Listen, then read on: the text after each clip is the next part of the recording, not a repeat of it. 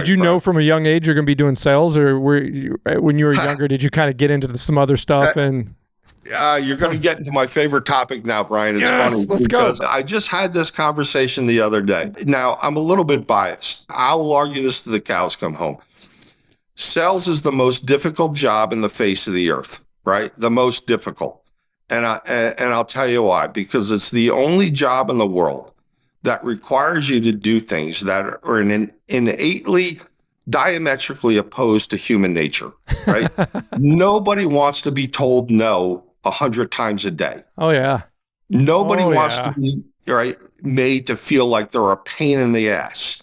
Nobody wants to be made to feel like somehow they're a con artist, right? Or a shyster, or they're just trying to sit, right? Like these are things, right, that salespeople have to deal with every day, right? You know, look, when you get a phone call from a salesperson and it's an inopportune time, right? What are the emotions that are elicited? I don't like it. Yeah. Right?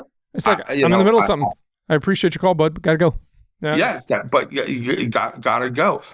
Who in the right mind wants to do that, right? Like who wants to be the person that is associated with, again, being a pain in the ass, right? Being a shyster, right? Not being technical, right? I just want to make the sale.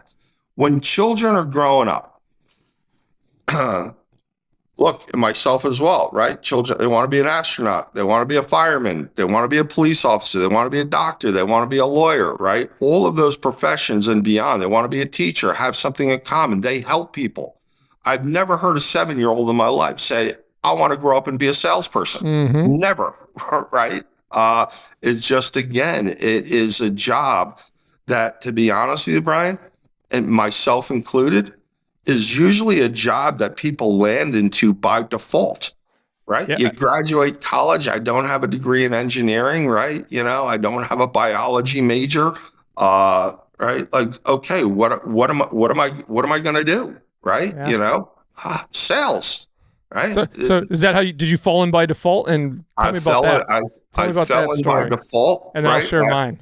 Yeah, after college.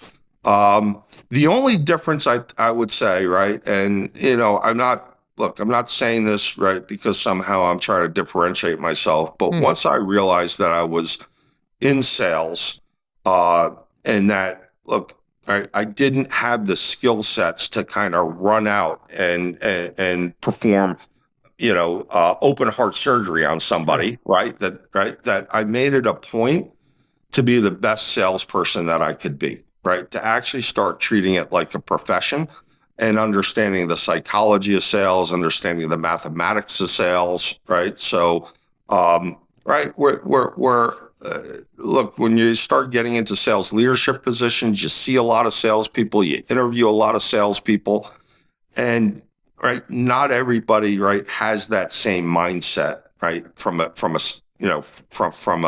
salesperson's perspective. Yep. Hey.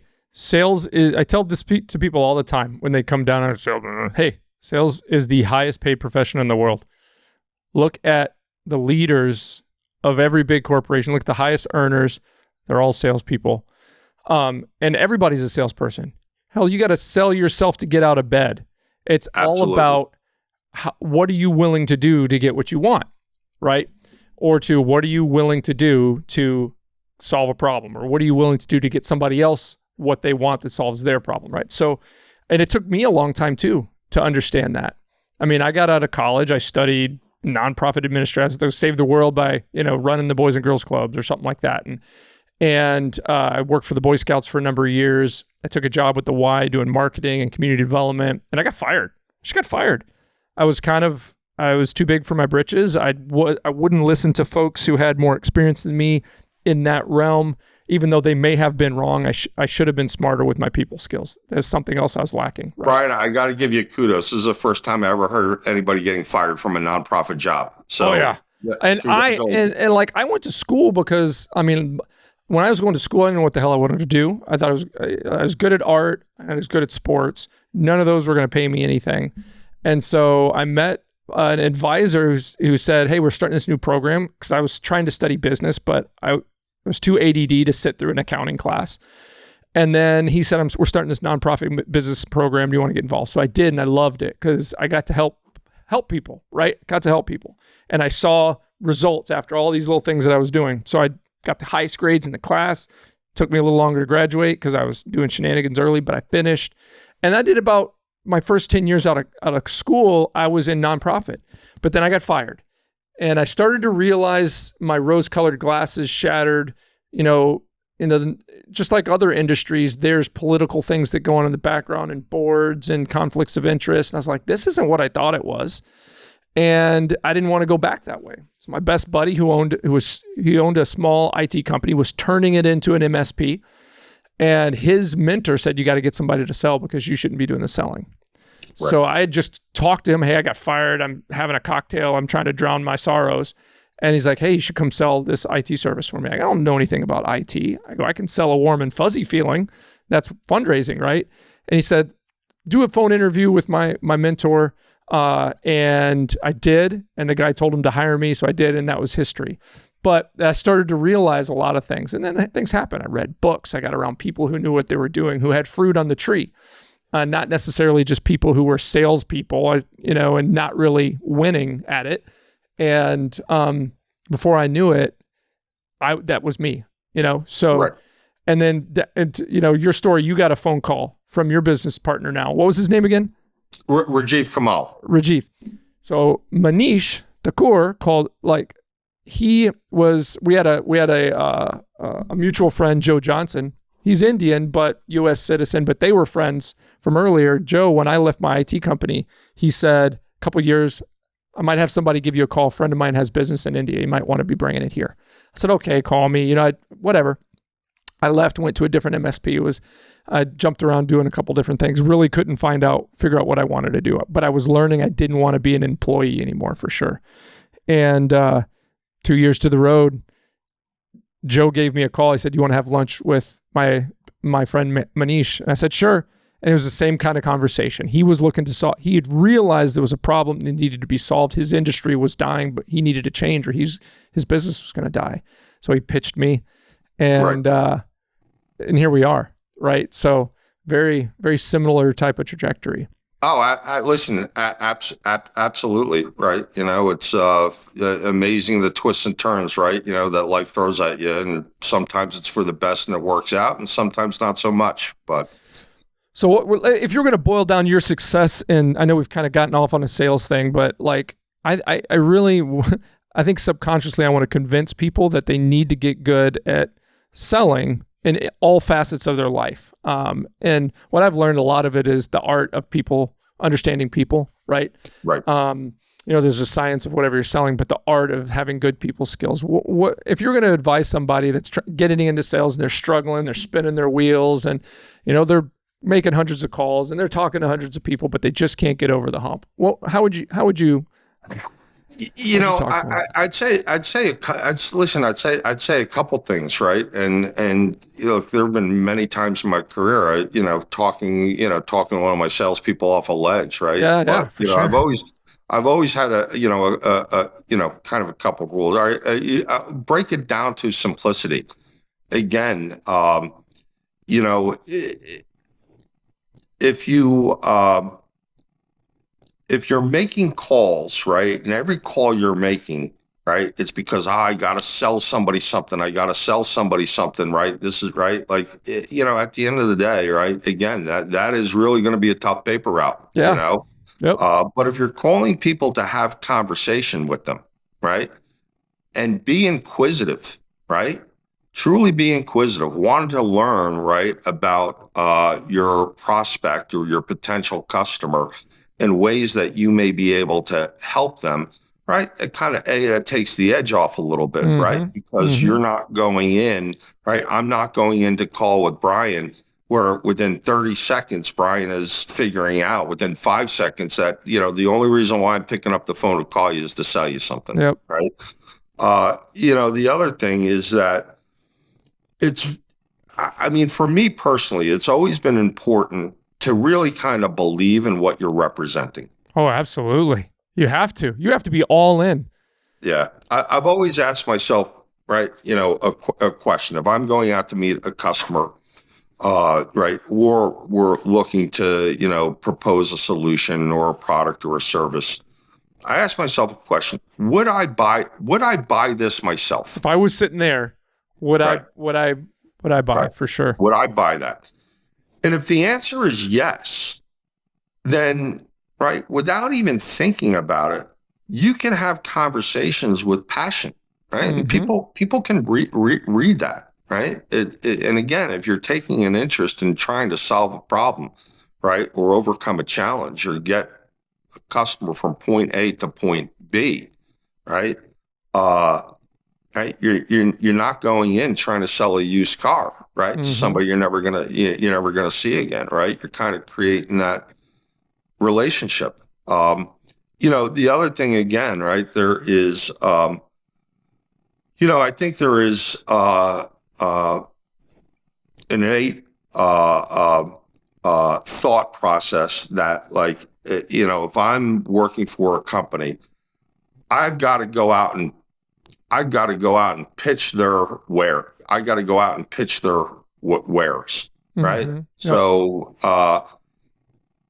again, right?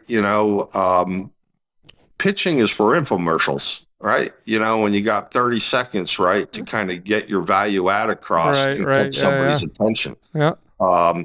There's no need, again, there's no need to, no need to pitch. Just be a human being, right? Be inquisitive, right? Yep. Look to have conversations with people, and truly look to be inquisitive. Now, I'm not asking you a question just because, right, somebody gave me a list of questions that I have to ask. I'm asking you a question because I'm really curious, right? Yep. Yep. I'm really curious how you deal with this situation. I'm really curious on how you've tried to overcome this problem.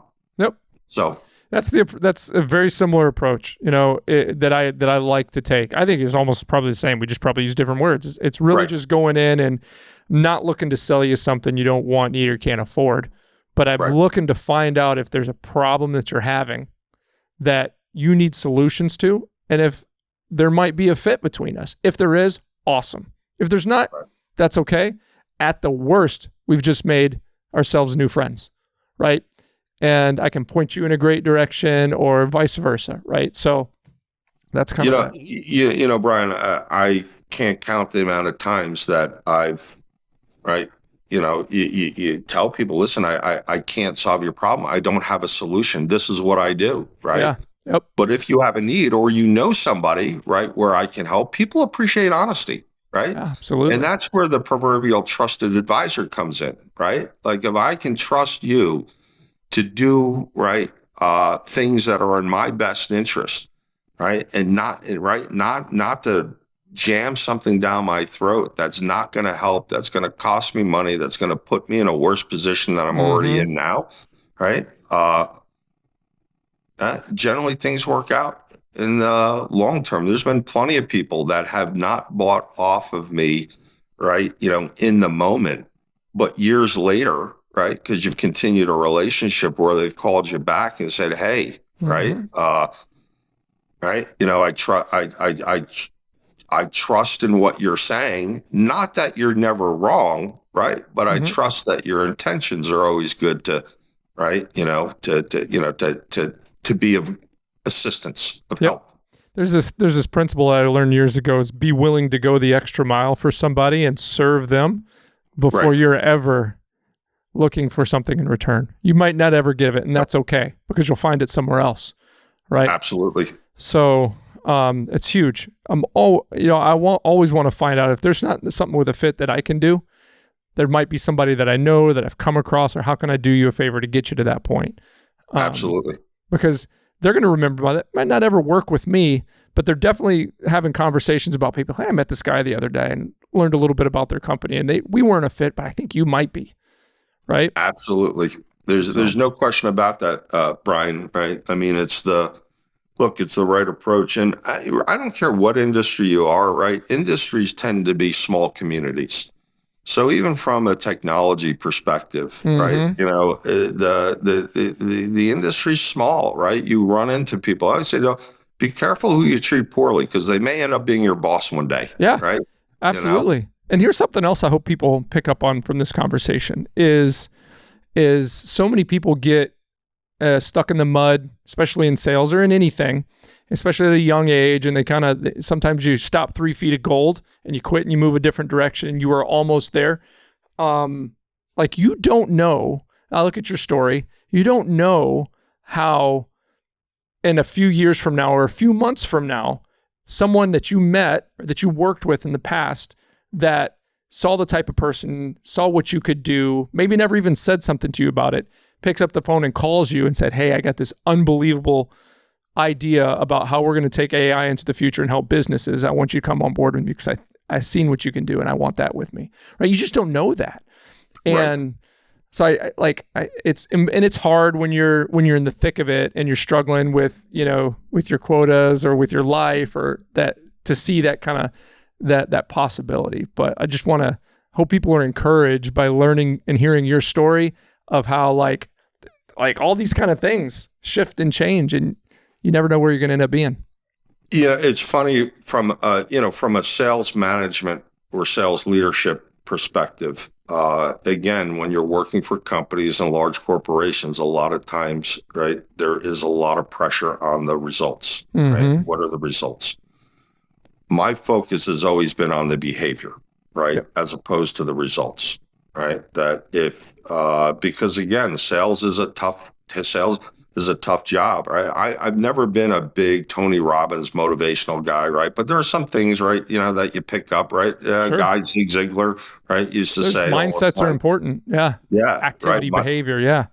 Behavior, your motivation, a salesperson's motivation can be directly attributed, right, or tied to their last sale, right? So I haven't sold anything in a little while. Go back and look at the behaviors, the activities, right? Go back and look at the behaviors. The right behaviors always lead to the right results. And then it also, right, there's a mathematical component to sales, right? That, right, in theory, if I flip a coin, I got 50% chance it comes up heads, 50% chance it comes up tails. So if I flip that coin 10 times, it doesn't come up heads, tails, heads, tails. It doesn't. Yep. Right? That same thing do with it enough sales. to get the high percentage. Yeah. Yeah. Same thing with sales. At the end of the day, right? I may have the right behavior. It doesn't, right? It's not producing. Yep. But at some point, so long as I continue to do the right things on a daily basis, right, it will pay off, right? And you will start making right? You will start closing deals. Right. You just got to ride through the storms. It's always the people. Ironically, Brian, I'm sure you work with a lot of folks like this in the past. I've worked with a lot of really good salespeople that have gone through periods, right, where they've struggled, right, bad luck, right, whatever the case may be, right, the customers that they have or the prospects, economic conditions, internal, external factors, and I've also worked with really bad people that. You look and they're going to President's Club. Yeah. Right? Just because they ended up with the right accounts or they're just in the right time at the right place. But those situations don't last for eternity. Right. Again, the biggest, right, if I could give any advice to somebody looking to go into sales, discipline. Right, is probably one of the biggest. Is probably one of the biggest things that you need to bring to the table. The discipline to do things right, even if they're not paying results immediately, to continue to do them. Right. So, all right, we're gonna wrap that up and put a bow in it and tell everybody. I agree. Beautiful. Absolutely. You got to be disciplined. It's one of the hardest things to do. And another thing is one of the things I'd add to it is have a doesn't matter mindset, right? Because that's how you get over the nose. No, I don't want any. Okay, that's fine. Doesn't matter. I'm moving on. Next. Not personal. Who's next? Not personal. Yep. It's not that I don't like you. Right. I'm busy. I got something going on. I can't afford whatever. But okay, next. Who's next? Who's next? Who's next? Because there's someone out there. Cool. Hey, everybody. Thanks for watching one of the clips from the Business Line podcast. If you want to see the full episode, click up here. And if you want to see more fun clips, click up here.